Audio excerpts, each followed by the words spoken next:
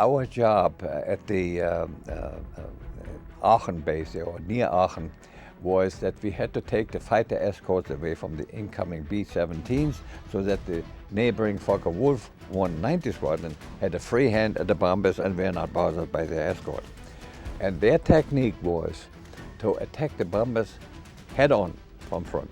There they gave the least profile to themselves, as well as is the weakest point on the B-17s shooting forward.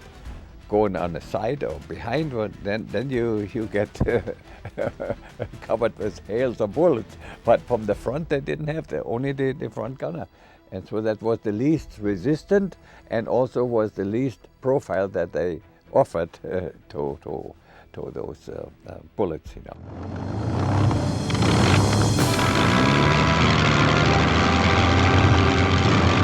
They knocked down 3 planes. 8 missions you were lucky, 10 somebody up there liked you, 25 was almost an impossibility. The plane blew up and I got knocked out. Welcome to Air Combat Journal. Today's journal entry features World War II German ME-109 pilot and unconfirmed ace, Gottfried Dulias. Gottfried flew air combat missions on both the eastern and western fronts. After being shot down over Russia, he survived 3 years in a Russian gulag, where the main goal seemed to have been to work the prisoners to death. He was one of the lucky 1% to survive the work camp. This is your pilot, John Sermon, asking you to strap in and sit back. Air Combat Journal is ready for takeoff. German flight training. Well, my flight training started with the glider training, which was mandatory before you got into a motorplane. And in the Hitler Youth, I flew already the A and B certificate in glider training, and my C certificate I got done in the Luftwaffe at the Air Academy in Berlin-Gatow. And after I graduated with the C certificate and glider training was finished, then I got into motor flight, and that was the Focke-Wulf 49 Stieglitz, an open cockpit biplane, 2-seater, with the flight instructor behind me and in front, and in teaching how to fly with a motor plane. We were evaluated whether or not we would be suitable to be a future fighter pilot or bomber pilot or transport pilot, you know. And my flight instructor said, "You are a born fighter pilot," because I loved aerobatics, you know. So I got and graduated to the Böcker Jungmann, which is also a 2-seater open cockpit biplane, but very highly aerobatic, you know. And that had an inline engine, the 2-seater. So I learned the aerobatics there, and graduated after soloing in that, got into the Böcker Jungmeister, which is the same plane with a radial engine and only a single seat in there, you know. And that was the best aerobatic plane in the whole world for a long time, till even after the war, until they came up with the Pit Special, you know. So that plane was capable of doing anything that is possible with an airplane. There was absolutely nothing you could not do, even forward loops coming around, you know. And that was fun to fly. I loved that aerobatics, you know.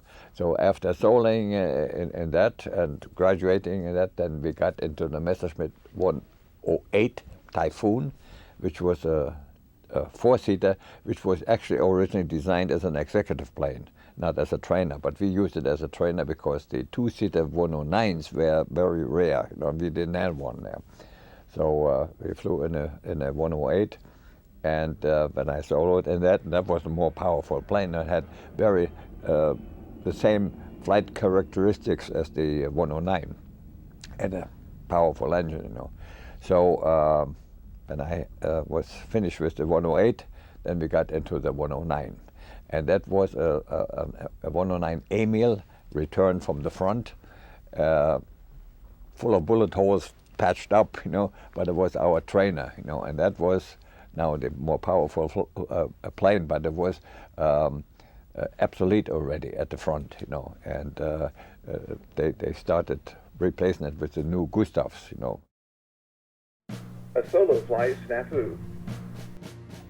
In that first solo in that 109, I had the unfortunate happening of a stuck landing gear. When I took off, I must have hit something. I felt a little bump, as I took off, Well, retracted the landing gear, did all my assigned flight figures that I had to do, and then came in for a landing. I lowered the landing gear, the green light comes in, landing gear down and locked, and come down in final, and they waved me off with flags, and over the radio said, "Hey, you have only one leg out," My left gear was in, the right gear out. So I figured, okay, I tried to retract it, didn't retract. Okay, well, I figured now I go up about 3,000 meters, come down, dive down sharp, and pull up to shake it down. Nothing happened, nothing moved, and it did not even retract. I figured then do a belly landing, because the 109 is known to hold together in a belly landing, and well, nothing moved. So they gave me a choice of either bailing out or bring it down on one leg. Now I figured, well, if I bail out, who knows where the plane goes down and kills somebody, So I figured the honorable thing would be to bring it down on one leg. That took me three approaches, to get it just right. The first one I was a little bit too high coming in and would have overshot the runway. The second one I was too short, and so then finally I got it right and set it gently on the right gear down, because since the gear is forked like this, so I tilted the plane a little bit so that the right gear was just almost vertical, and the right wing was almost scraping the ground, So I set that down gently, roll out, cut the engine, and then finally the left wing goes down and made a ringelpiez, or ground loop, And I tell you, my butterflies were there, and I was wet, and was glad that I brought it down, and they came running right and congratulated me to bring it down in one piece, and I got a commendation for it, but bringing it down in one piece, and it was minimum damage. It was just the propeller points, they were a little bent, and the left wing was scraping on the ground. Was minimum damage, and 2 days later the plane was up in the air again after repaired, So that was my first solo in the Messerschmitt 109. But I tell you, while I was doing it, I had to concentrate, and that's why I say, even in any mission that I ever flew later on, when you say you're not afraid, everybody is afraid. Everybody has butterflies in the stomach. But once you are in it, then instinct takes over, and you do what you're trained, And so, but if anybody says he's never afraid to go in an air combat, he's a liar. More trainers than gunnery practice. So anyway, that was my first flight in a 109 Emil, and then we got also a Gustav, more modern plane, better equipped, and that was a G6, what we flew at first. Later on, when I got to the front, I got a G14 AS, which was even still further developed. And there we learned gunnery, shooting there. And as I told you before, I never could get used to that gun sight there. That always threw me off, because when you flying the plane, you're using the plane as a pointer, and you have to move your head to the right to look to the gun sight. It throws you off. So I never could get used to it. So later on, when I was at the front, and I had my mechanics. Each pilot has 2 personal mechanics to take care of your own plane. I had them remove that gun sight, and I took a black India ink and made a dot right in the middle of my windshield and used that as my target point. From flight school graduation to the front. When I was graduating then from flight school with that 109 Emil, and then later on the Gustav for gunnery, because we had to get used to that 3-centimeter cannon that we had through the nose, and the breech of the cannon was right between your legs. So they had to move the rudder panels to the outside to straddle the big breech of the 3-centimeter cannon. And when you pull the trigger on that, boom, you feel it. So as I said now, when I was through training there, as a matter of fact, we had no instrument training, only basic what they tell you about, but no real training in instrument because they didn't have the time for that. They needed pilots so badly on the front that we got to the front as soon as we could fly and shoot. Then we were put to the front without instrument training, and had then to follow the leader who had instrument training, and possibly get lost with him if he get lost. So anyway, in August '44, I got to the front, assigned to the JG-53 Peak Us squadron, Ace of Spade, which is a very famous squadron. And there we were stationed near Aachen, northwest Germany. And I was assigned to the JG-53, and our job on that outfit was that we had to take the fighter escort away from the incoming B-17s. And that leg from England to northwest Germany was the shortest leg. So that they gave Spitfires as escorts. The other leg that flew farther east and farther and Berlin and so, they had Mustangs for escorts. So I never had a chance or the opportunity to fly against the Mustang. So our job was to take the fighter escort from our section, and when they came in every day during the day, we always said the English are afraid to fly during the day. They fly only by night. And the Americans, they come in there, and I admired them. Flying through flak, through bulks of 50. They came on with 1,000 planes and bulks of 50 all over the place. And you saw that the whole sky full of aluminum. That's where the aluminum overcast comes from. So. As I said, our job was now to take the fighter escorts away from the incoming B-17s so that the neighboring Focke-Wulf 190 squadron had a free hand at the bombers without being bothered by the escort.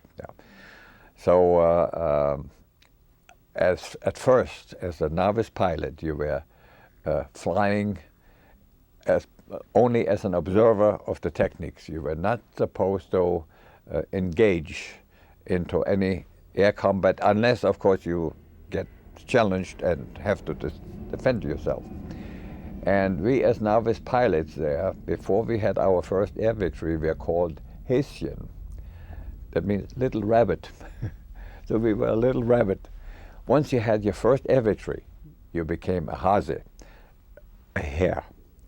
Once you had about 10 victories, then you became an old hare. But I never made it to the old hare, so I wound up with only 5 confirmed air victories later.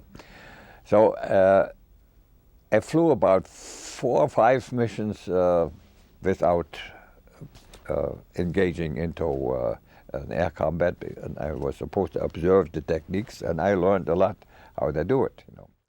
The first taste of air combat. So finally, on my 5th or 6th combat mission, one of the Spitfires here must have spotted me as one that is not engaging in any fight, either being afraid or a novice pilot, which I was. He thought he had a very easy target, but he was bitterly disappointed because I was with him in air combat for a good 15 minutes, and he was constantly over shooting at me, and I had about 25 bullet holes in my fuselage. Nothing vital was hit, It was patched up by my the mechanics that I have now.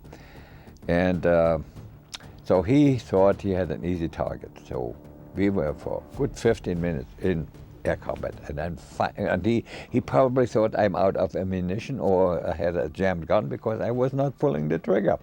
I had acquired, or let's say, tried to acquire the technique that Eric Hartmann had. The ace of aces that shot down 352 airplanes, He said, never waste any ammunition. Fly so close at collision course that when you pull the trigger, you cannot miss. And, well, it is very dangerous, but it works. And I figured, good. Well, I had my dot on there, and I was waiting to get him to fly right into my firing line.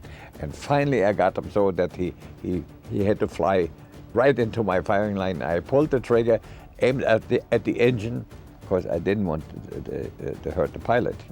I'm against killing.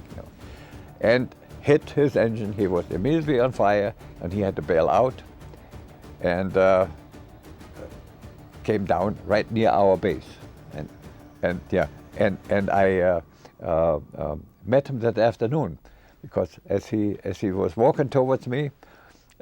His name, by the way, was Lieutenant Fred Browning from London.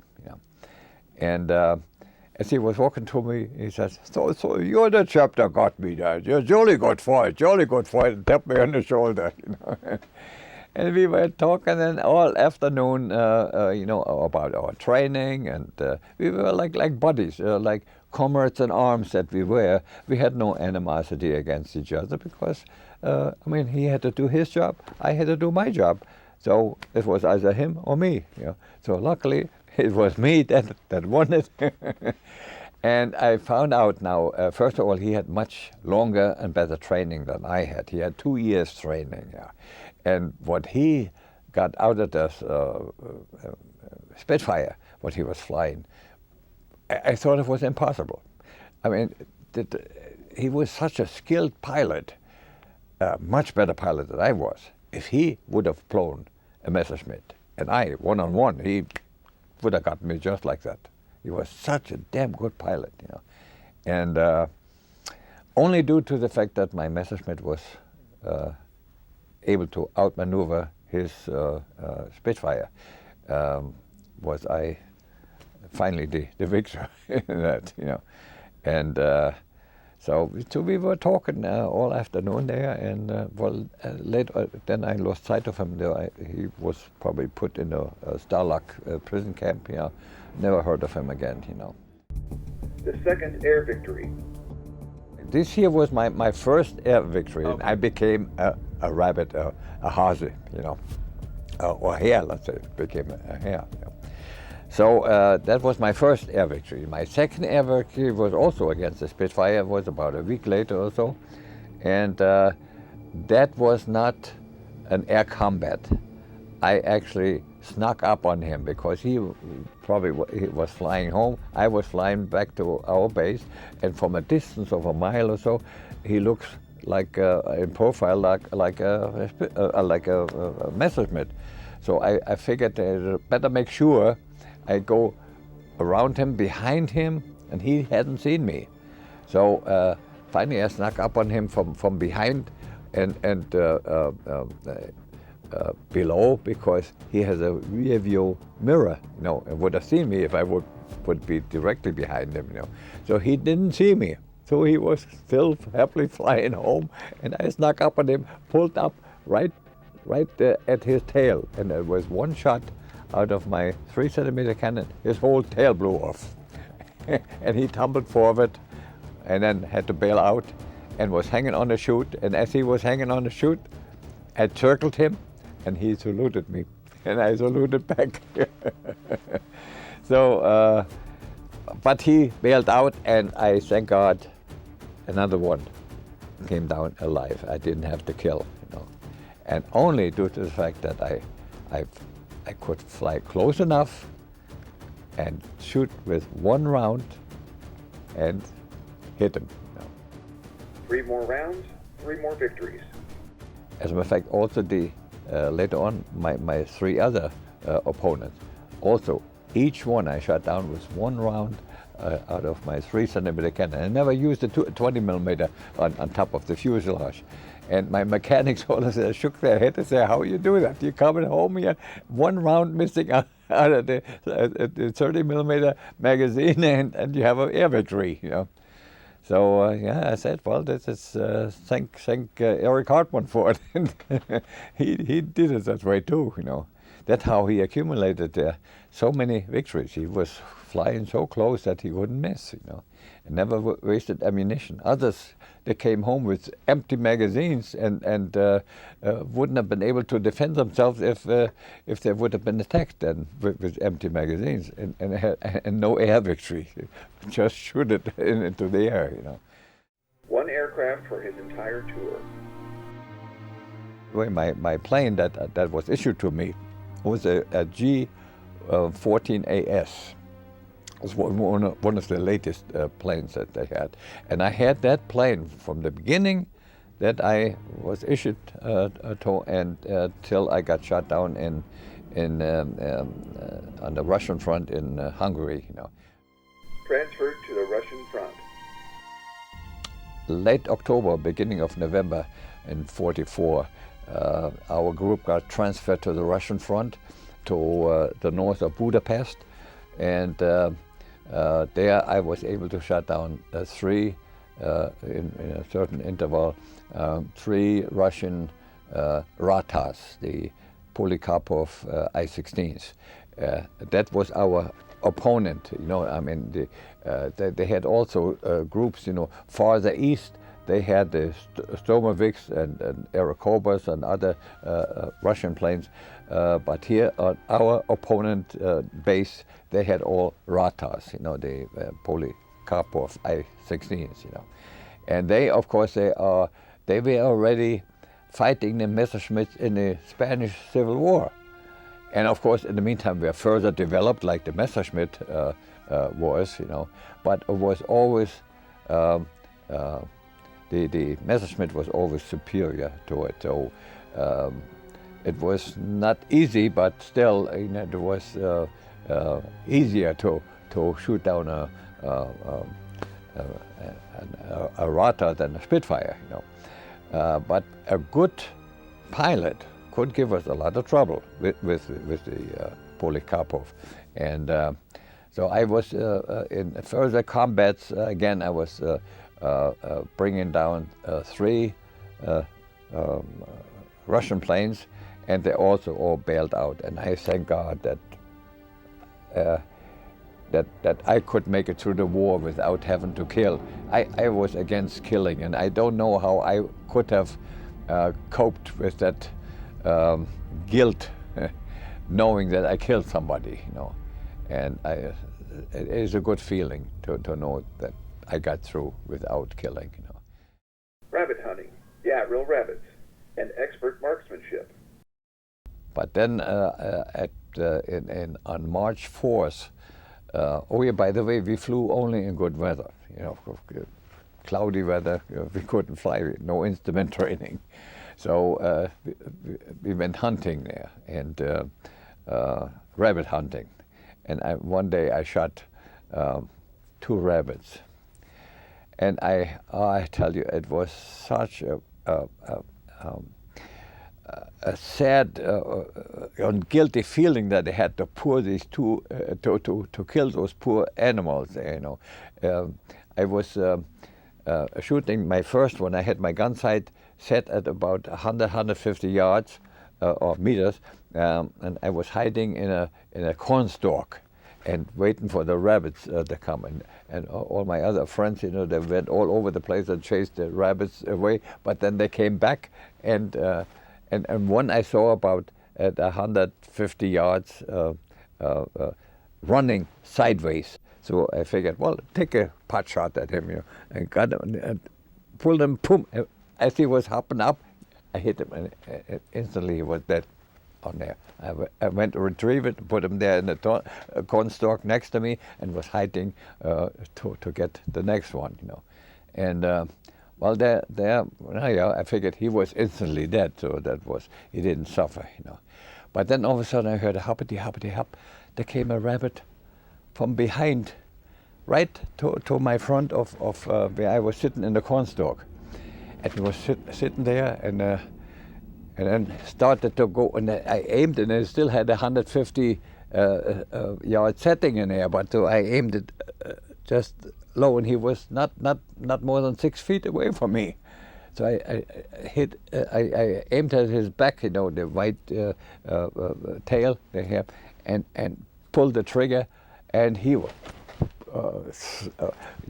thrown around, and then was sitting on his front legs, and the back legs stretched out, and was crying like a baby. Oh, that was so heart piercing. I still hear that today.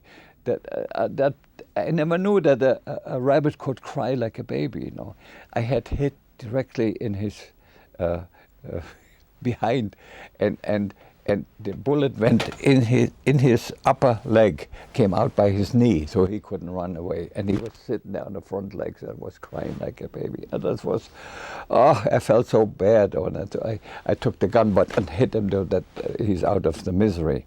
And I brought those rabbits then home to our private quarters. We were in a Hungarian farmhouse, and for the lady there to a farm lady to cook it, But next day when she was serving, I couldn't eat that, Oh, and that crying baby from that rabbit there,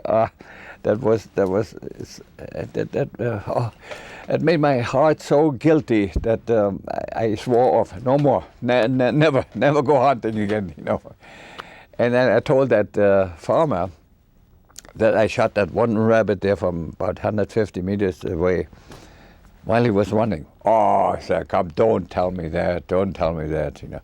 I said, well, just show me anything I should hit here. We were, so he said, okay, all right.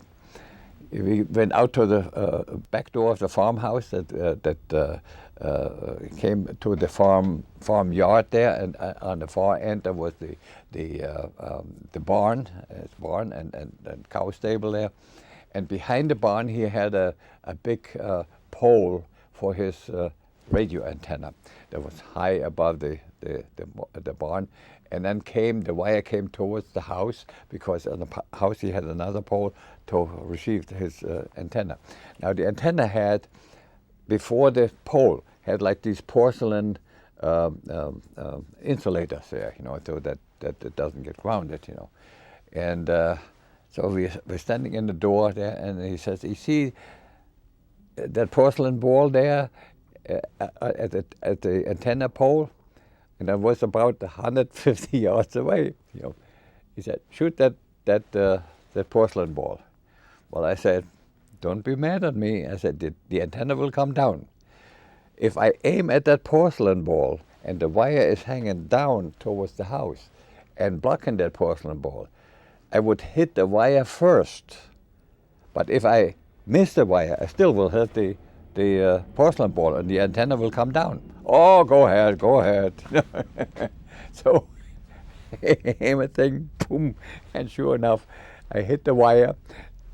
the antenna came down and that porcelain ball was hanging there on a pole and waving. And then he was mad. He said, "Now you believe me?" So he believed me. It was a good shot. And that gun that I had was a 37 Mauser carabine that was still a precision made before the war. And that was so accurate that when you know how to shoot, you couldn't miss, So, and I was a good shot, so, but then he believed in it. But he wasn't that mad that I shot his antenna down, But then we had that rabbit that to eat. I couldn't eat the rabbit. No, I swore off, no more hunting. And ever since, never ever been hunting. Not even go fishing. I feel sorry for those poor animals, So I'm against killing, and that's also why I'm thankful to God that I got through the war without having to kill. A typical day for a Luftwaffe fighter pilot. A typical day, for instance, on the Western Front where we were, there we had better quarters. It was a field base, And every morning at 6 o'clock we got up, and then if it was bad weather we couldn't fly, and often even the bombers didn't come on a bad day, Then we just got theoretic training about the techniques, what to do, and so it was more or less than schooling still. And so after 6 o'clock, then breakfast was at 7. And if, of course, the Americans came usually around the noontime and afternoon. And often they come in several waves. So that we had to fly often 4 and 5 missions a day. Because when the next wave came and we came down, all we had to go down to gas up, take a dextroenergine tablet, that is a grape sugar, and to give us energy, and then go up again and do air combats, Of course, now not on every mission did I shoot one down. Some here, like my wing commander, that he almost came down almost on every combat. He had one nailed, So, but I just had to, defend myself, and I never had the chance, to come close enough to pull the trigger. So I never wasted ammunition. I never came back with a full magazine because I didn't even shoot a single round, And then in the evening we fell into bed like dead sacks, It was strenuous sometimes, Some days we were very busy, That's why I lost count of the number of missions that I flew. I had in my logbook, but of course I don't have that anymore, and I don't remember how many missions I flew. I presume at least somewhere around 200 that I flew in the 8 months that I was flying at the front before I was shot down in Russia, And so the typical day was just like that. Either we could fly and we're busy in several missions, and or we were playing cards or had schooling, training for techniques, and so the day went by. Rank progression from the Air Academy. Out of the Air Academy, we were cadets there. Once we were at the front, we were in the rank of a lieutenant, lieutenant, ohne porte pay. That means without what do you call it, non-commissioned officer, So just for the flight, we had to fly as officers. They had very rarely they had non-officers flying it. Some they did, like were Unteroffizier or Feldwebel sergeants that also flew as pilots because they were good, but they were not made officers, Right. So they flew as non-officers, But normally they had only officers flying from lieutenant on. So I was a lieutenant. And here, since I'm now a member of LARA, the Luftwaffe Aircrew Reenactment Association, we are doing reenacting of what the real German soldier was like, or Luftwaffe, especially the Luftwaffe soldier, you know. And I am a member of them, and we go to all the air shows, and there the crowds get around me, especially the young ones. They want to know what really was going on, because in the school probably they didn't get all that information, or distorted information about what the German soldier was like, you know. Unlike the Hollywood movies who made a spoof of the German soldiers, you know, the German soldier was not like that. And also we had no politics. Politics was for the SS, you know. SS, they were political soldiers, you know. But we had nothing to do with politics. We had to do just our sworn duty, and that's what we did. The strategy for attacking a B-17 bomber formation. Our job at the Aachen base, or near Aachen, was that we had to take the fighter escorts away from the incoming B-17s, so that the neighboring Focke-Wulf 190 squadron had a free hand at the bombers and were not bothered by their escort. And their technique was to attack the bombers head-on from front. There they gave the least profile to themselves, as well as the weakest point on the B-17s shooting forward. Going on the side or behind one, then you get covered with hails of bullets. But from the front they didn't have only the front gunner. And so that was the least resistant, and also was the least profile that they offered to those bullets, you know. And so the technique was so that, you know, was finely tuned that way.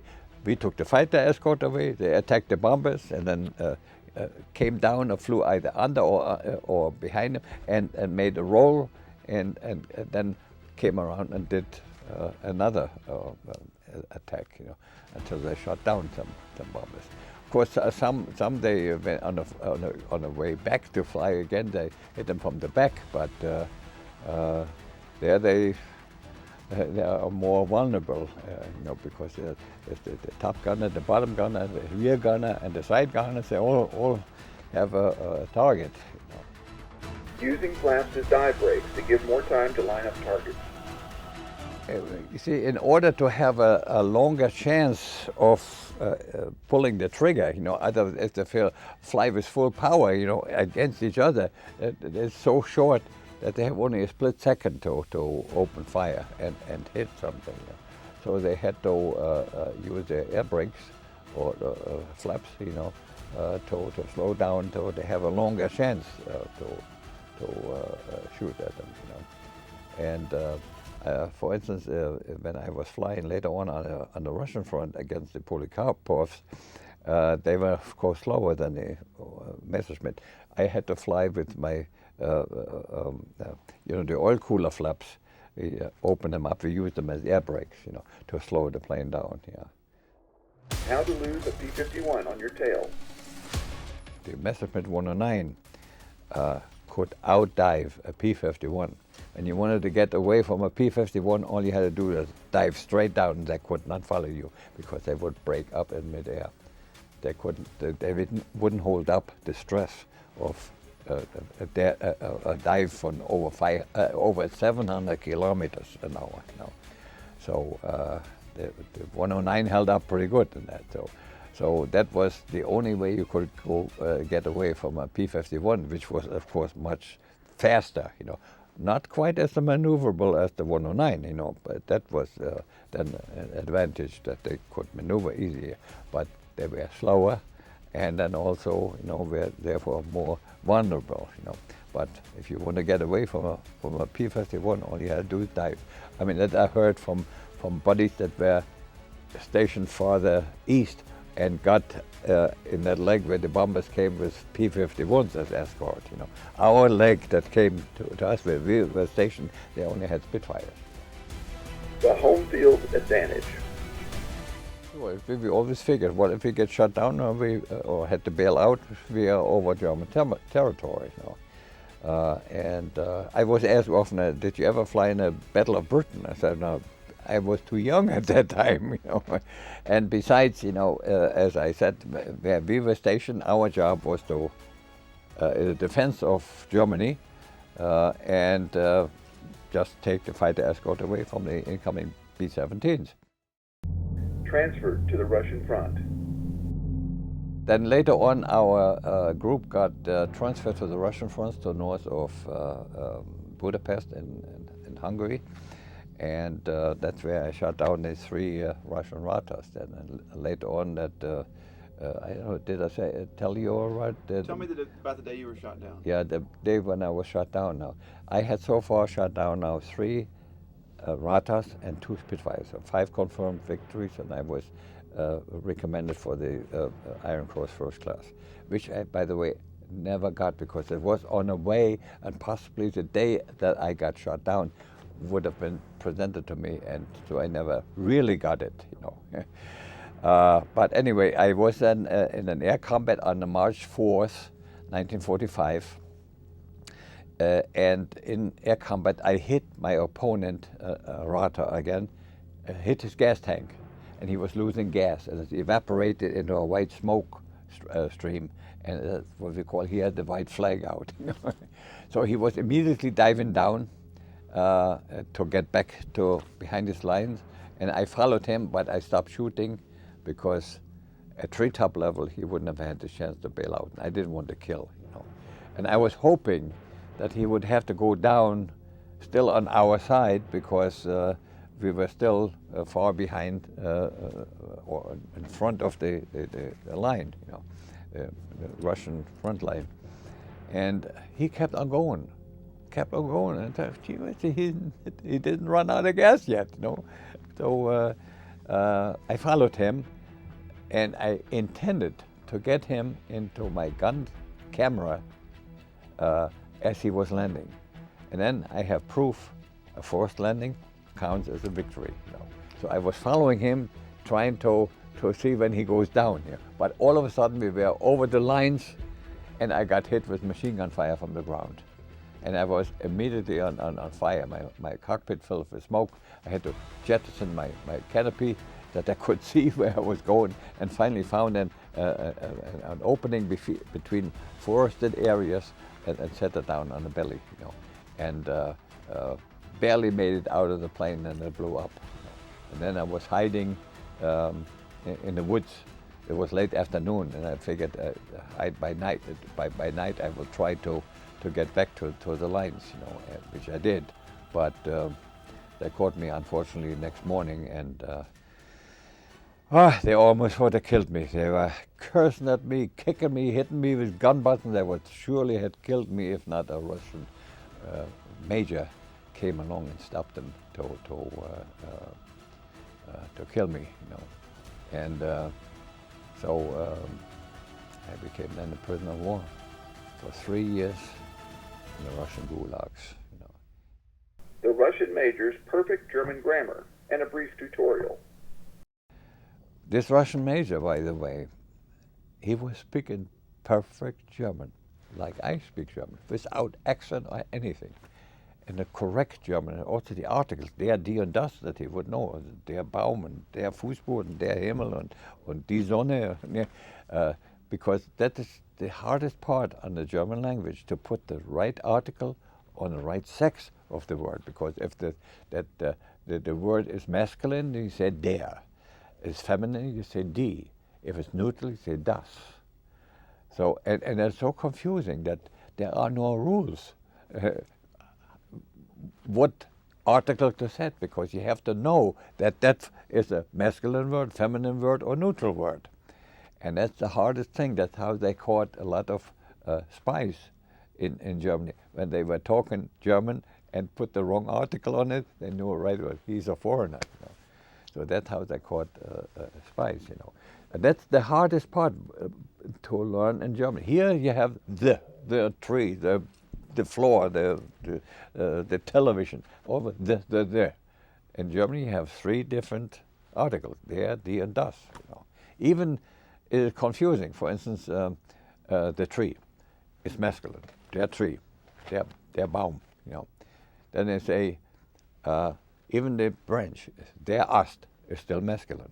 Even the little twig is der Zweig, but the leaf is neutral, called das Blatt.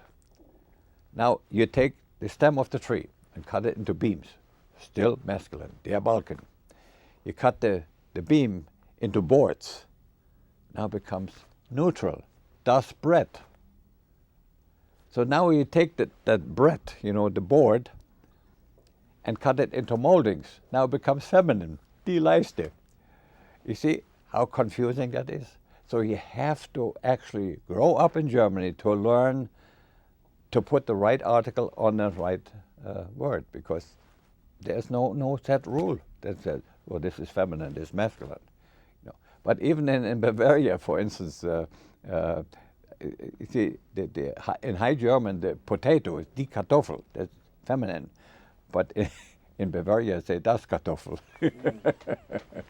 So even within Germany, you have differences there, Goodbye to grandfather's watch and a dangerous march into Russia. So when I was finally became a prisoner there, I was interrogated by that same German-speaking Russian major, and he asked if I could draw maps. I said, yeah, well, I was drawing maps for our side, because when we were short, I had to copy maps and drew the maps. And so now they did the same thing. So I had to draw maps there on the first day I was there, and got something to eat, kapusta. That is cabbage, but the way it's supposed to be. They had a real cabbage in there and other vegetables in there and meat in there too, and fat ice on top, and it tasted good. And we got good bread, and that bread happened to be Kohlmissbrot, the German bread which they had captured.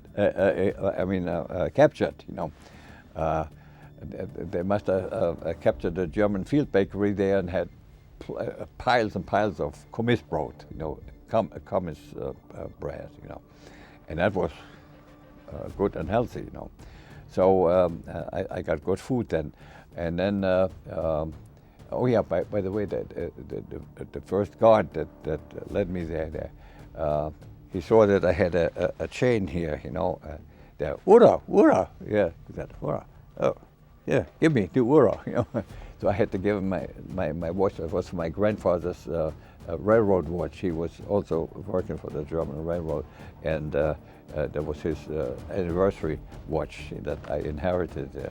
I had to give it to him, and he held it on his ear. And, oh, Ura Karshal, yeah. So, and then he gave me a piece of bread, But then the next morning, he came to me and said, showed me the watch. Ura kaputt. It's kaputt. Need to look at it. He didn't know how to wind it, so I wound it for him and set the time. And he said, oh, Ura Karshol. And then he was happy. Gave me another piece of bread. He was so happy. I fixed this, and then he knew how to wind it up. He didn't know that before. So, but that same guard was then assigned to bring me to the next village where they had also more German prisoners there, because we were too close to the front, and the next village was a couple of kilometers farther away, and he was ordered to bring me there to that next village, and so I had to walk in front of him, and he was his burp gun, they had with the drums there, they had a machine gun, all that, He was behind me, and he was always walking about 15, 20 feet behind me, and was stepping in my footsteps. And I looked back there, and he said, Idi, go ahead, go, So I kept on going, and he was always so far behind, and I expected that he would shoot me any minute now. But he didn't shoot. You know. And finally, we arrived at the other village. There were more German prisoners there, and one of them said, "Hey, buddy, did you just come across that field there?" I said, "Yeah." "Didn't you know it was a minefield?" So I was walking to a minefield. I was the guinea pig. That's why he stepped in my footsteps and far behind me, you know.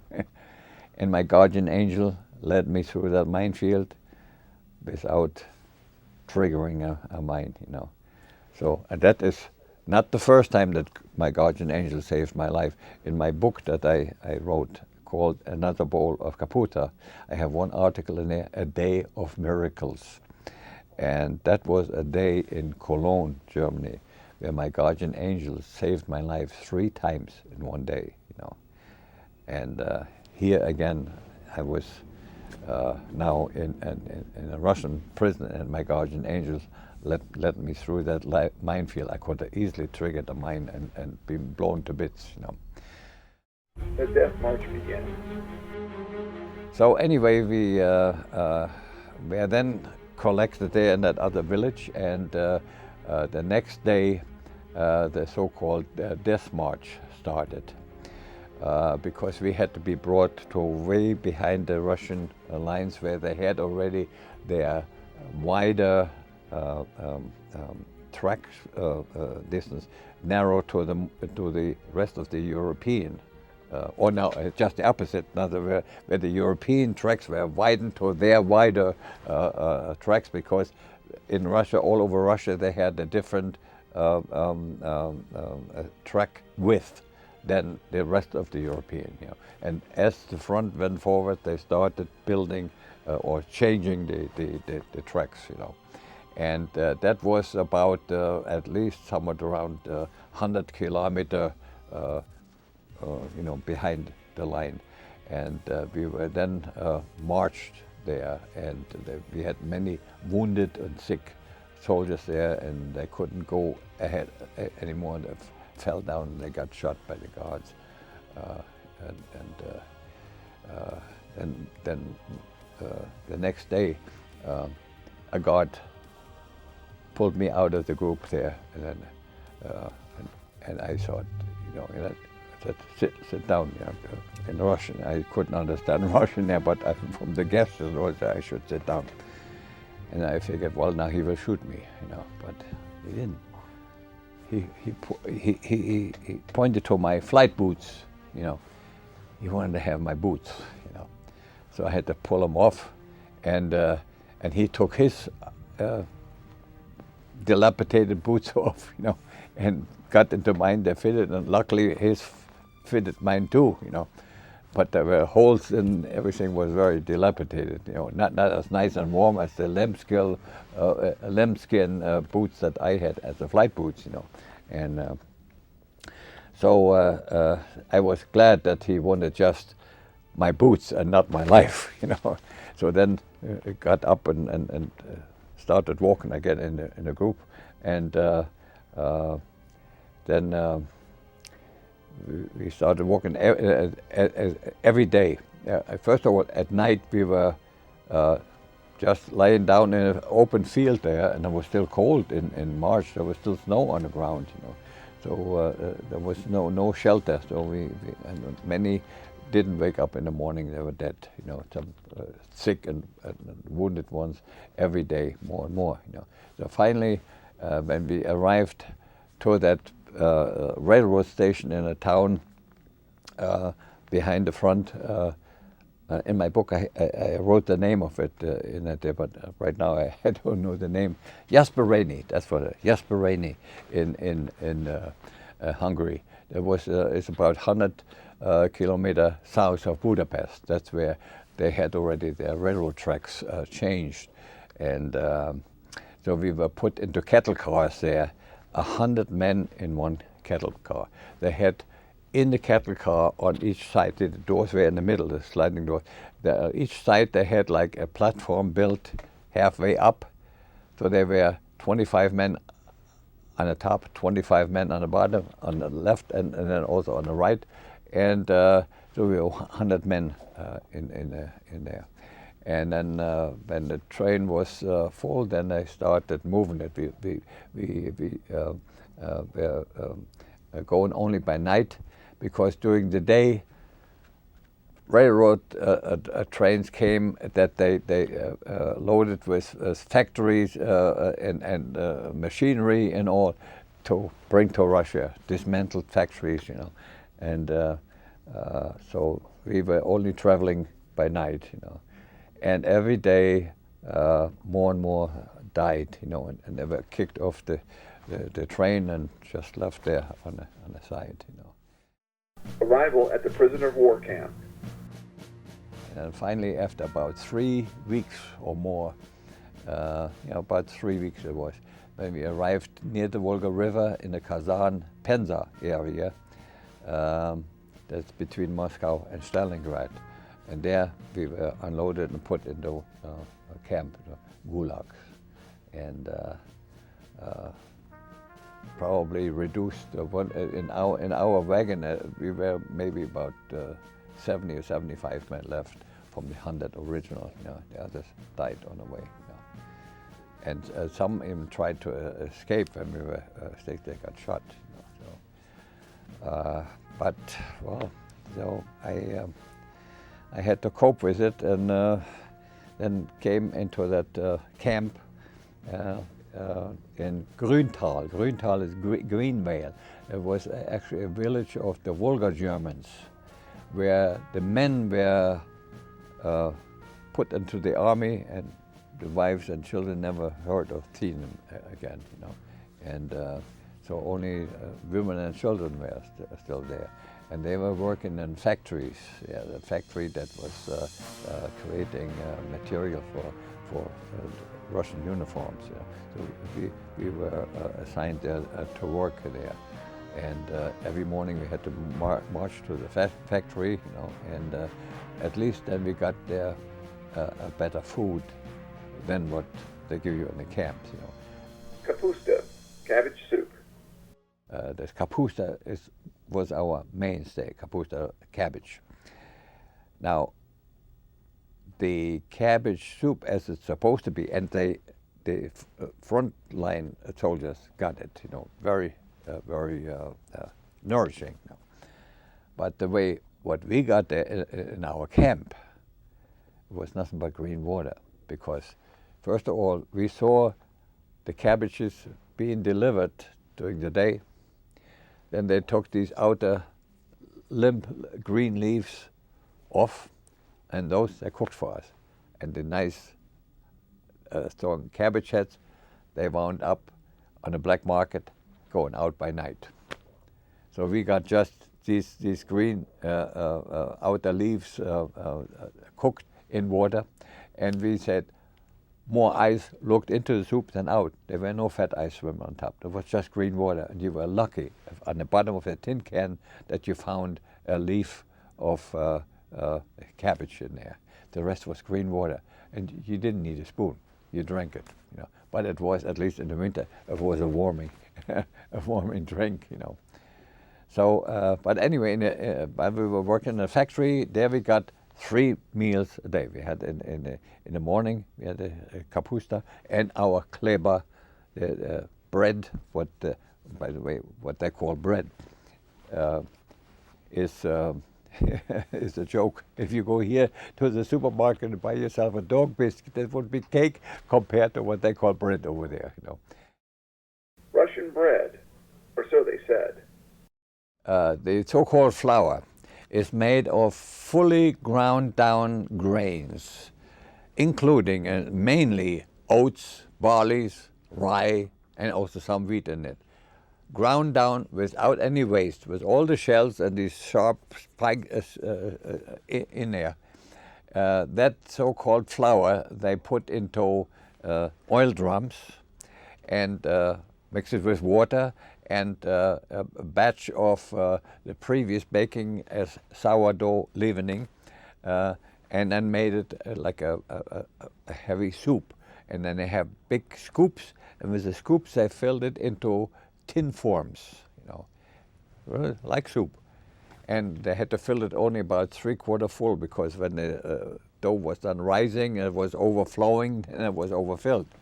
And when it was finally baked, it had a very thin crust around where the tin can was, a little heavier crust on top. And when you got your slice of bread, that had about 75% water in it. It was so cleachy and wet and doughy that when you squeezed it together into a ball and throw it on a wall, it was sticking there, like clay. And that was called bread. Now, we were supposed to get 500 gram or 1 pound of bread according to the Geneva Convention.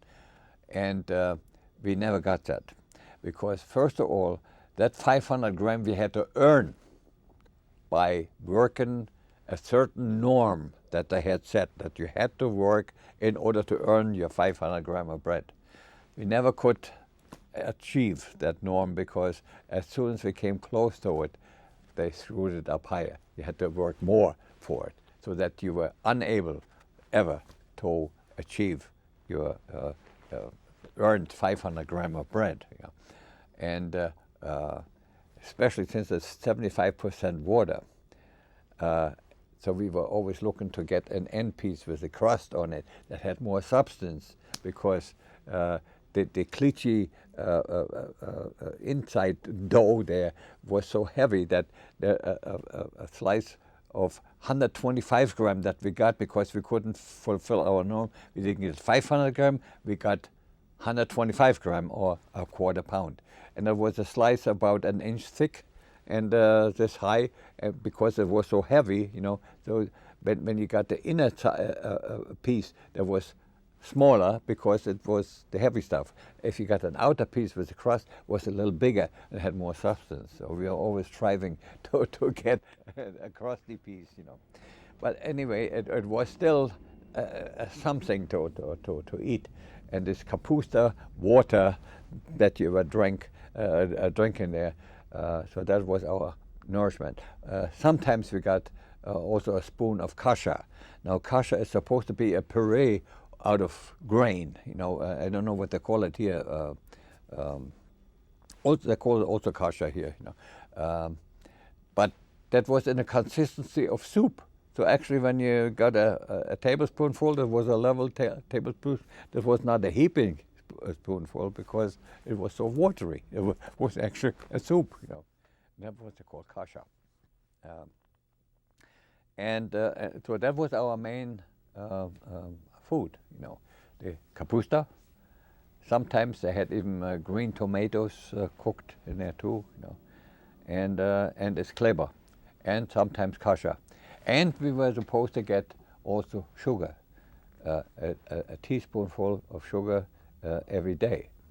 And I know that the American Quakers were sending huge amounts of food labeled, and I could read the label, says, "This is a gift by the American Quakers for all prisoners in the world."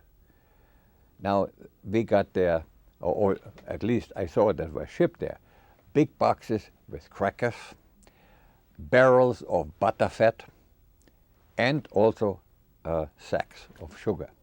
Now that sugar they gave us as our ration instead, in addition to what our ration was, which was intended to be. It was supposed to be an extra, whatever they shipped. We never got the crackers. I saw just the empty cartons there.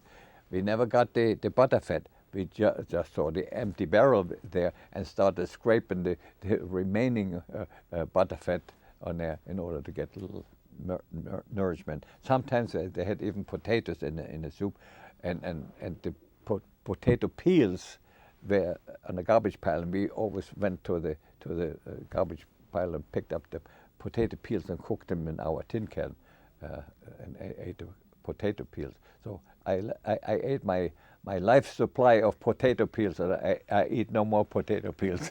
Even with the blue, the red potatoes that they bake here, and you eat them with the peel. I always peel them. Yeah. I had my supply of potato peels for my life, But anyway, so the food, was very, very sparse.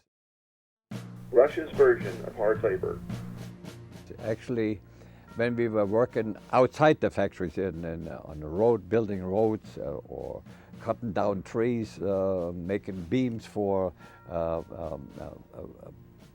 boxes of reinforcements for the Volga River, where the Volga River curved and ate into the land. It had to be reinforced that it didn't eat farther into the farmland. That we had to build with these beams that we had to chop by hatchet and then make boxes like these to fill with rocks to reinforce the river banks, you know. And so that was one of the jobs. We worked in stone quarries to get material for road building. We had to build roads.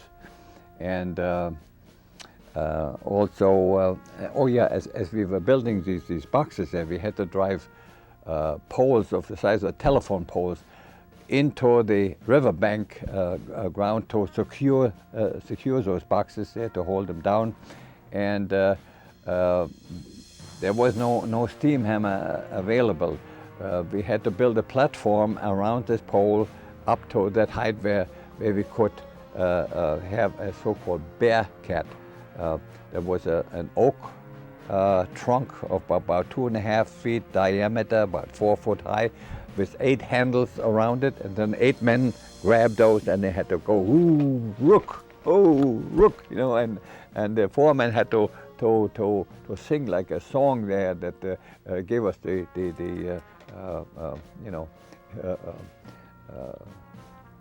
rhythm of you know, bringing the thing down. And it took almost a day to drive one pole down, because we had to lower the platform each time we brought the pole in, and until it was at the right height, you know.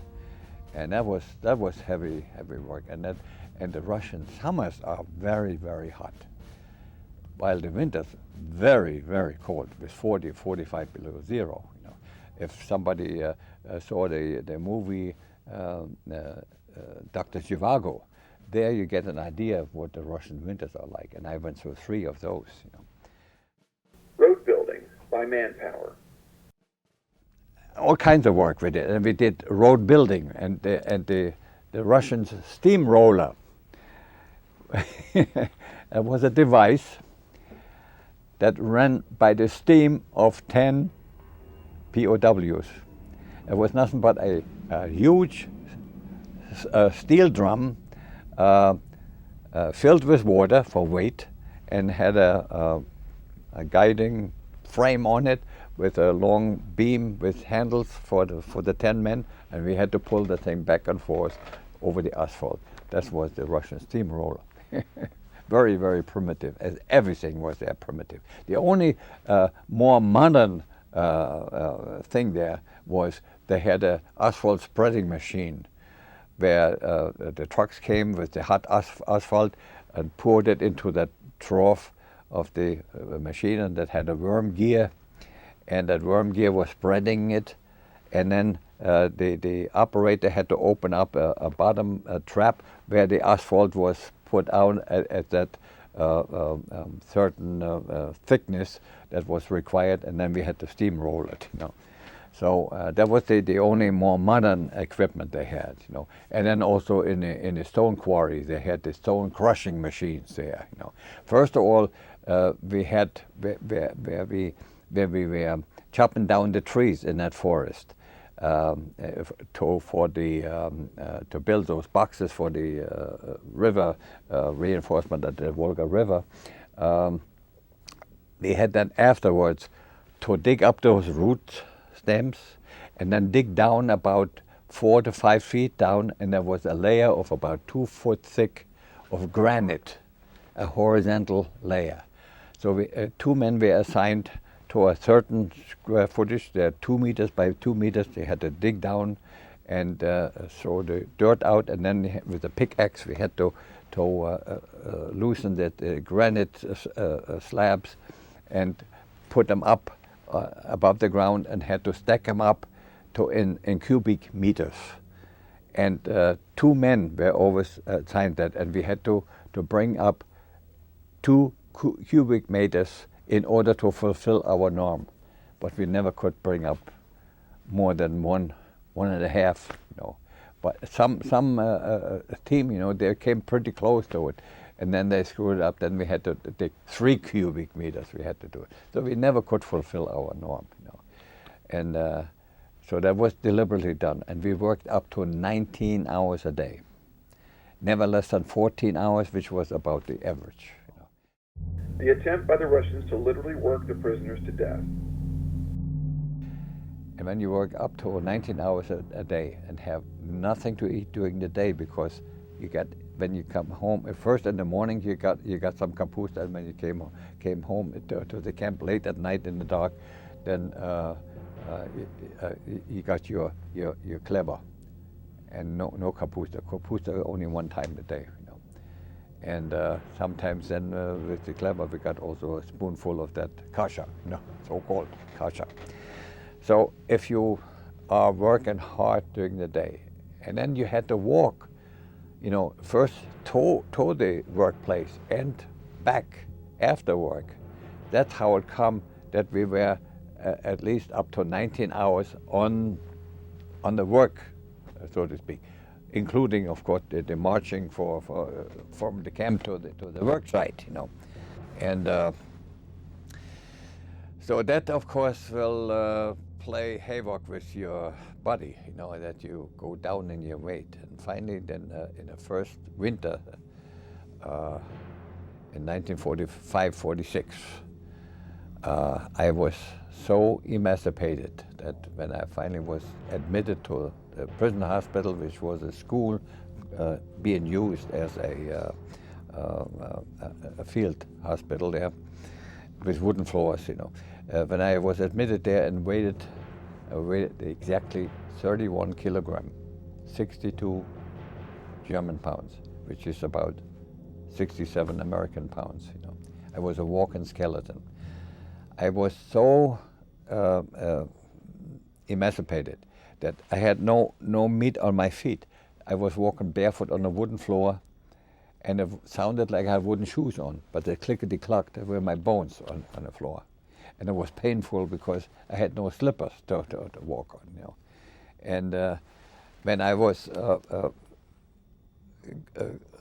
able to close my middle finger and thumb right above my knee, there was nothing but just the bone and the skin hanging there. And you could count all your bones here, your shin bone and the other bone, I don't know what they call it, here the femur. Even when I was laying back, I could push into my stomach and feel my backbone, because there was nothing there. I was just a walking skeleton, and I was so out that I was sometimes I was in a stupor. I didn't know anymore my name. I couldn't count one on one from that malnutrition. Even your brain is impaired, So, but then in that prison hospital, of course, there we got our 500 gram of bread, and better food, and better nourishment. So I was there for the rest of the winter. I was there in a hospital, Came the spring, and I had a little meat on my ribs. There was a robot back into the camp, and then the routine started over again.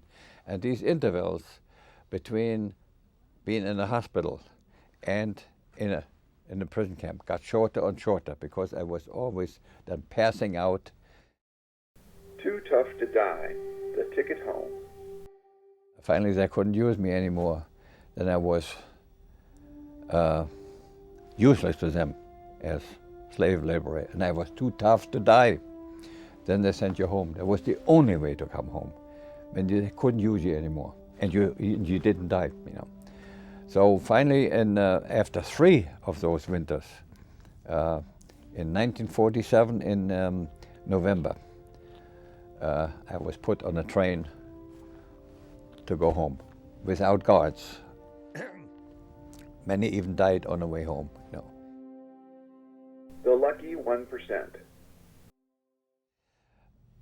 As I wanted to explain to you, how I say that 99% of all prisoners in Russia died. Only 1% made it home, the lucky ones.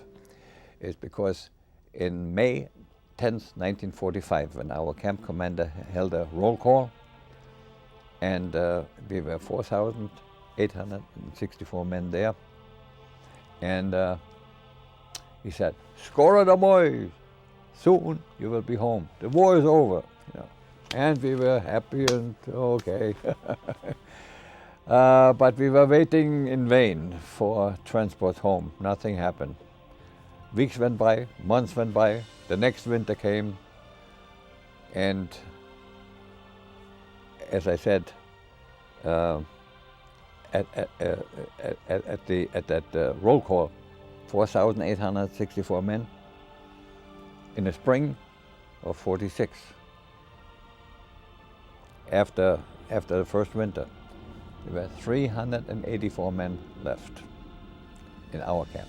And that was the same story in all other camps, so that they took then all these leftovers and put them together again in a camp where they have 4,000 to 5,000 men. And the same story the following winter and the third winter. There were only a couple of hundred men left. So every day, guys died like the flies. And that's why I say, mathematically, you figure it out, is at least 99% died in Russia and only 1% made it home. Lower than slave labor. As I said, the only way to come home was when they couldn't use you anymore. And the Geneva Convention didn't mean a thing to them. We were worked as cheap slave laborers. And I say we were on the lowest step a human being ever can be, being worth less than a slave. A slave master, at least, would feed his slaves, expecting work of them, you know. So, and we got forced to work up to 19 hours a day, and practically nothing to eat. So we would work practically to death, you know, systematically. The opportunity to write home, no longer missing in action. Well, of course, my parents did not know where I was. Of course, they know I'm missing in action. And we were allowed in October 1st, 1957. 1947. Yeah, 1947. There we were allowed our first postcard home. 25 words with an answer side attached to it that my family could write back to me, you know. And we were allowed 25 words. Then I had homemade ink made. And and that's also part of my secret of my survival. I traded it in for other guys, you know, for another bowl of kapusta, the title of my book, you know. That's part of the survival that I had. But there's more to it. That if you read my book, you will see the full secret of how I did it to get through and survive the Russian prison camps there. But anyway, we were allowed to write that 25 words, and this card they received in December. I sent it on the 1st of October. In December, they got finally that first card, and then sent an answer back to me. Yeah. At first, they were allowed also only 25 words, but then later on, they could write as much as they wanted to. But we were still only strictly allowed 25 words. And I had that homemade ink made from the acid out of the gall apples that grows on the oak leaves. You know, these little green balls there, they have a highly concentrated acid in there. When you mix that acid with iron file, it makes a wonderful ink, you know. And it would not even smear, it would not dissolve in water, you know. So, so I made that ink, and other comrades, they wanted to use it too, so I sold it for another bowl of kapusta or another piece of clever bread. You know. And I didn't have a pen then, but I used a pointed wooden stick, you know, and stuck it in the ink and wrote then letter for letter, 25 words, So, but then later on we were allowed to write one card a month, and I still have them at home. Even the very first card that I wrote, I have it on my display when I go to these air shows. I have it on display too. And so then my parents finally knew that I was alive, And of course, nobody had any idea in Germany, what we had to go through. They knew we were prisoners of wars, and then figured, well, we were treated like prisoners of wars, but we were not treated according to the Geneva Convention. As I said, the Russians, that didn't mean a thing to them, Russia's refusal to release German prisoners. My father wrote letters to the Red Cross and everywhere, and they couldn't do anything because nobody was allowed in Russia there. Only the parade camps around Moscow that they had set up to show foreign visitors and the reporters how well the Germans are treated. And Erich Hartmann, the ace of aces, who shot 352 planes down, he was in one of those. As a matter of fact, he was surrendering to the Americans, and they turned him over to the Russians. Some kind of political reason, I don't know. But anyway, he was turned over, and he was 10 years in a prison camp. But of course, he was not in a gulags where we were worked to death. They couldn't afford to lose him. He was a celebrity. And so he was getting better food and better treatment, in order to show foreign visitors there how well the Germans are treated there, They were never shown the gulags where we were working, and there was nobody allowed in there. The Russians' value of a prisoner's life. Didn't mean a thing to them. We were cheap slave labor that cost them a bowl of kapusta. So that's the way it was. They didn't give a hoot, That they had hundreds and thousands more of prisoners. When they died, Nichiwo didn't mean. So human life was worth nothing. When a cow or a horse got sick, they did something and helped them and all that. A human being there, a prisoner, Nichiwo, they had thousands and thousands more. So that didn't mean a thing to them. The secret to surviving the war and imprisonment. Well, the survival is actually a secret which you will find in my book, Another Bowl of Kapusta. And the Bible plays a big role in that. And my steadfast belief in the good Lord to bring me home. I never gave up hope. I was always a confirmed optimist and still am. I wouldn't be alive today if I wouldn't be a confirmed optimist. And with God's help, I made it through and finally arrived home on January 4th, 1948. And when I finally got home, as a matter of fact, I weighed myself on a railroad station in a thing. I was 104 pounds, German pounds, which was still pretty low. And I have a picture even on my display how I looked when I came back. When my mother saw me, she fainted. But I was so glad to be home. Without God's help and His guardian angels for me, I never would have made it through. So, in my book also, I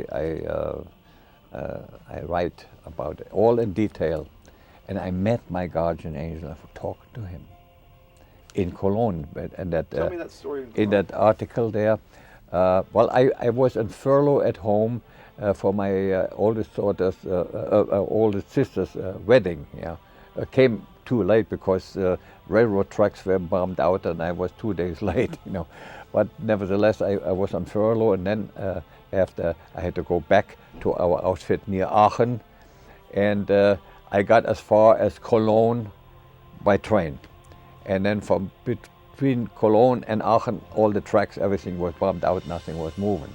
So I had to go from the railroad station to the German High Command to get orders or get the possibility of getting back to my unit, near Aachen. So I walked there, and arrived there, and they said, well, did you get the stamp on your papers there that you arrived at the railway station at that time? I said, no, I didn't know I had to get a stamp. Oh, you have to get that stamp. You better go back to the railway station and get that stamp that you arrived with that train, so and so, And so I walked back, and halfway back there was an air raid. So I had to go into one of the Luftschutzkeller, the air raid shelters, And that air raid shelter was pretty deep down, and it was inside painted all with radiant paint, so that when the light goes out, everything is lit still from the radiation there, And there was an eerie lilac greenish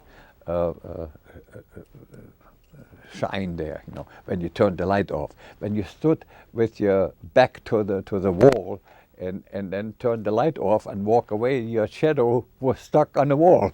And that was eerie, And I saw the kids, they were playing games with it. Their shadow was left on the wall, And then when you walked in there, that was so eerie. It was like you are underwater, and you couldn't see where a wall was. You could walk easily into a wall because everything was that eerie light, But anyway, so that was the eerie part of it. But then when the air raid was over and the sirens had the long tone, okay, we got out and up, and I come out to the street, and directly in front where we walked out, there was a big blockbuster there, didn't explode. A huge thing. It was at least something like 7-8 feet long and about 3 foot high and rounded ends, so it was not like a bomb. It was must have tumbled there. When it hit the ground, the cobblestone ground there, did a deep hole in it, but it didn't explode. But had a crack in there, and out of the crack it came a little bit smoke. And I looked at that thing, I say, oh boy, if that would have exploded here, we would have been buried. Because that later on, when that did explode, I saw the crater from where the houses were, and they were blown away. There was nothing but one crater, the whole width of the street, including the tram tracks, No. So I looked at that thing and said, boy, if that would have exploded, we would have been buried alive there, So I walked over to the railway station, and the railway station is right opposite the cathedral, And then I got my stamp and had to walk back to the high command there, where I got my orders from. And I intended to go back there to look again at that bomb, But then I saw that the cathedral was hit with a smaller bomb on the bottom of the tower, And I walked over to look at it, And as I walked over there came another German soldier. He said, hey buddy, do you know where the high command is? I said, before I could answer, there was all of a sudden a man standing in front of us, dark coat, dark black hat, and pulled into his face. I never remember seeing his face. I said, oh, you want to go to the high command? Follow me, I'm on the way there too. So I was talking to that German GI there, and we were talking about it, and I told him about that bomb that laying on the street that didn't explode, that blockbuster. And so as we were walking, I realized that he led us a parallel street, a little higher up, and in the lower part, the same direction that the road went also to the same plaza where that high command was. So I told him, I said, don't we have to go that street here? No, he said, but this is much shorter. This is a shortcut here to the high command, So I told this other guy about the bomb, and I intended to lead him there and show him that too. Now, when we were at the parallel street, just one block over, but there was nothing but rubble there. There was no more houses, it was just rubble. as we walked, all of a sudden we were blown to the ground. That thing went off. And it would have been exactly the moment when we would have been there. I would have been blown to bits. And we were thrown to the ground and, oh boy, that thing, that is that bomb. We would have been blown to bits, you know. And then we get up and realize, where is the man that was leading us? He disappeared into thin air. And he couldn't gone anywhere because there was nothing but rubble to both sides of the street. And so he couldn't have disappeared in an air raid shelter or whatever. There was nothing there. So he went into thin air. And then I realized, my God, I said, that must have been my guardian angel. He led us away from the bomb. I intended to go there, and I would have been blown to bits. And just because he led us the parallel street a block away, and the same way to the command office, and then disappeared. Then I realized I would have been gone. So that was the second time. First, the bomb did not explode while I was there in the basement. Second time was now that he led us away from the exploding bomb. Now I got back to the air command there and was told, well, the only way to get to my outfit would be to ride on a flour truck, a truck that delivers flour to our field bakery right near our base, you know. So I said, okay, I'll go by truck. So I went there by truck, and on the way, we were on a Landstraße or country road that was lined by trees and was higher than the fields on the left and the right. So it was like on a dam walking. You know. And so we were driving there. All of a sudden, we saw a P-51 coming at us, blazing guns. We stopped, jumped out of the truck, and went down in the embankment there, and laid flat down, you know. And he dropped a bomb, and that bomb went into that field, you know, where we were on the bottom of the embankment, and got deep into the ground. There was soft ground there, and exploded in the ground and threw up a huge amount of dirt and created a crater, and I almost was buried there from it. But I was not hurt, you know. And he got up, and he didn't make a second round. He just made that one approach, shooting at the truck, and hit some of the flour sacks, but the motor was still running, and so we could keep on going, you know. So we got back in the truck and then arrived later on that afternoon and near evening in our outfit there, and he dropped me off. So that was then the third time that my guardian angel saved my life. The bomb, even so, was only about 10 feet away from me, you know, hitting the deep ground and did not explode above ground where it could have hit me, but it went deep into the ground and then exploded, you know. So I was just almost buried with the debris from the earth, you know. So that was the third time. So that's why I call that article A Day of Miracles, where my guardian angel saved my life 3 times. I realized that later, then I think, but I was thinking, I said, well, that guardian angel led me away from the bomb. But then, of course, the bomb did not explode while I was in the basement. I would have been killed then. So that was the first that he saved my life. The bomb didn't explode. Afterwards, when I intended to go back to the bomb to show that other guy this, I was led away. That's the second time. And the third time was that P-51 made only one approach, and the bomb didn't hurt me, you know. So that was the Day of Miracles. The German Railroad and Gottfried's father's role. My father was, at that time, was second in command of the German Railroad in the Reichsbahn-Baudirektion in Munich, you know. And he was up to him to organize all these repairs that had to be done, you know.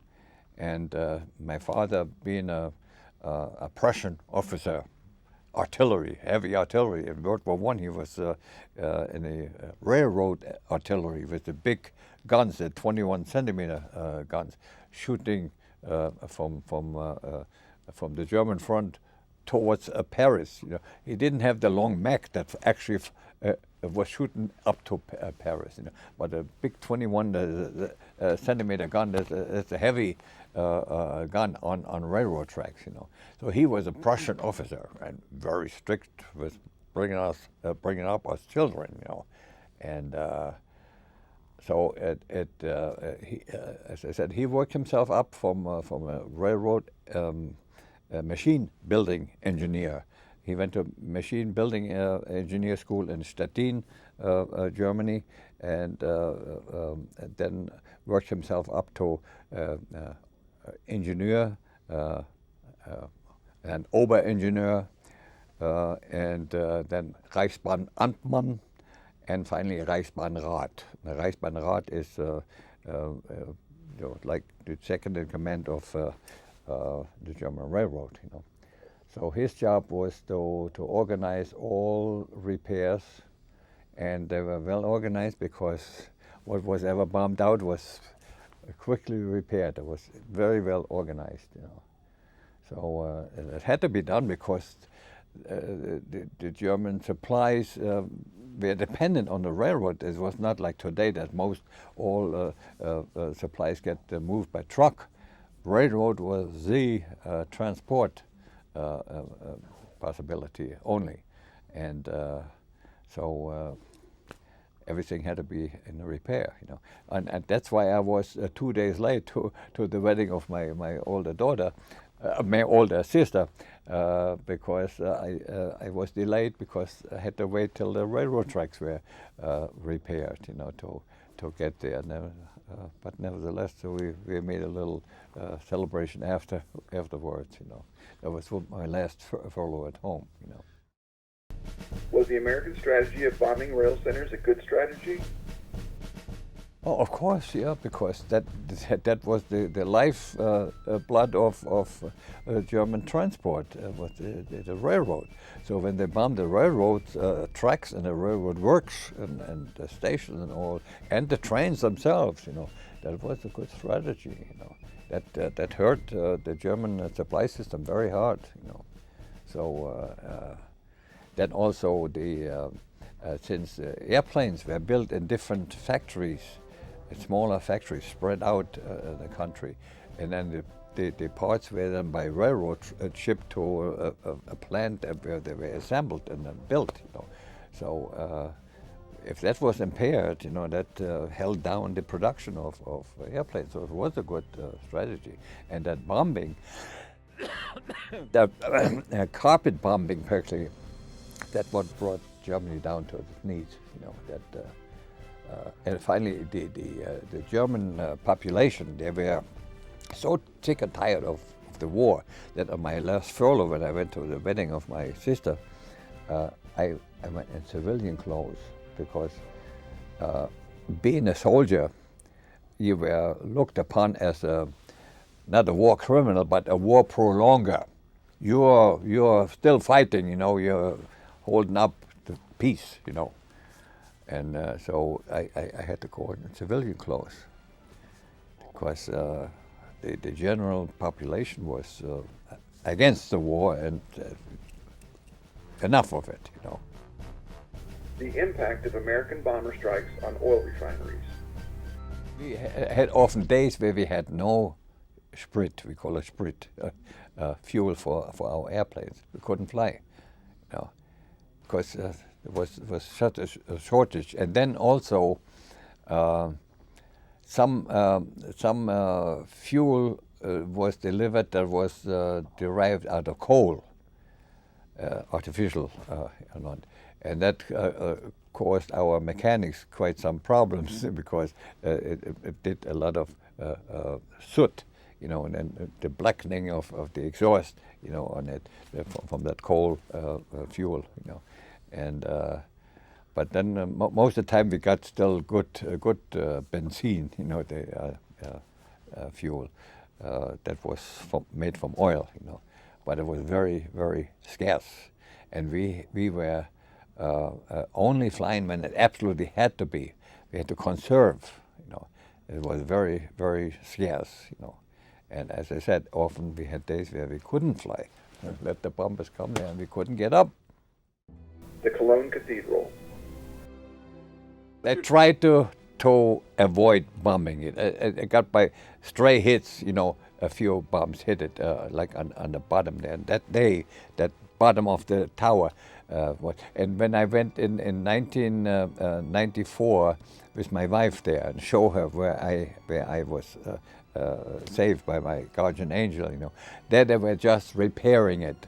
On it with stones that you know, that from the debris and so, but it was only temporary. And now in 1998, I think 1998 or 9, when I went to visit in Germany, I went again to Cologne with my lady friend Diana P.O.W., the co-author of my book, and showed her also where I was saved by my guardian angel.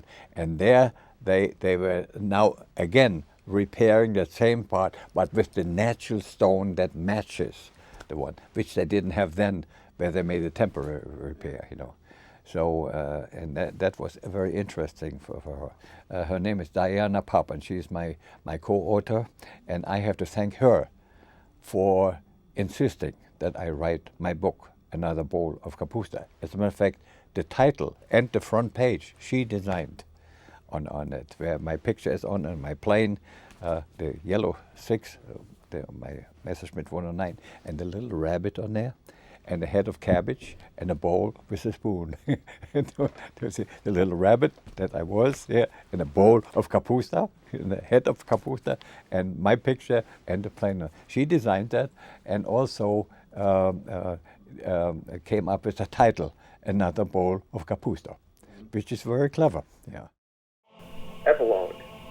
I am now alone in my house, and I learned a lot from my wife how to cook. So I cook myself, and I cook kapusta the way it's supposed to be. I have even a recipe in my book about how to do the kapusta the right way, you know, and. And I love to bake, and I cook a lot of soups and all. So and I love cooking, you know.